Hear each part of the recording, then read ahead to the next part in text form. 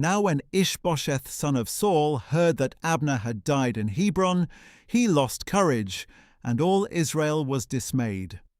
Saul's son had 2 men who were leaders of raiding parties. One was named Baanah, and the other Rechab. They were sons of Rimmon, the Beerothite of the tribe of Benjamin. Beeroth is considered part of Benjamin, because the Beerothites fled to Gittaim and have lived there as foreigners to this day. And Jonathan son of Saul had a son who was lame in his feet. He was 5 years old when the report about Saul and Jonathan came from Jezreel.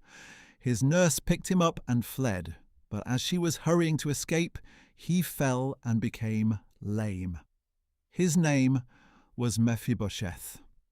Now Rechab and Baanah, the sons of Rimmon the Beerothite, set out and arrived at the house of Ishbosheth in the heat of the day, while the king was taking his midday nap.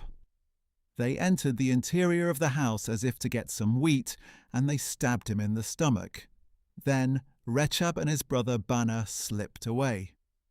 They had entered the house while Ishbosheth was lying on his bed, and having stabbed and killed him, they beheaded him, took his head, and travelled all night by way of the Arabah.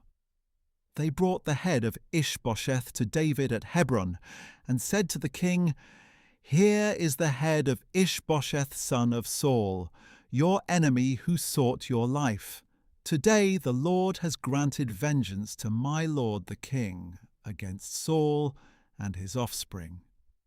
But David answered Rechab and his brother Baanah, the sons of Rimmon the Beerothite, "As surely as the Lord lives, who has redeemed my life from all distress.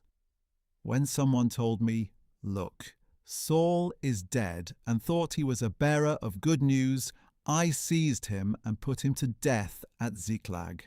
That was his reward for his news.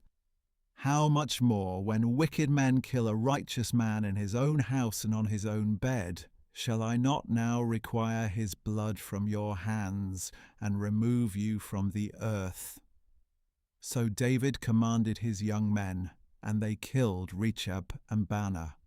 They cut off their hands and feet, and hung their bodies by the pool in Hebron, but they took the head of Ishbosheth and buried it in Abner's tomb in Hebron.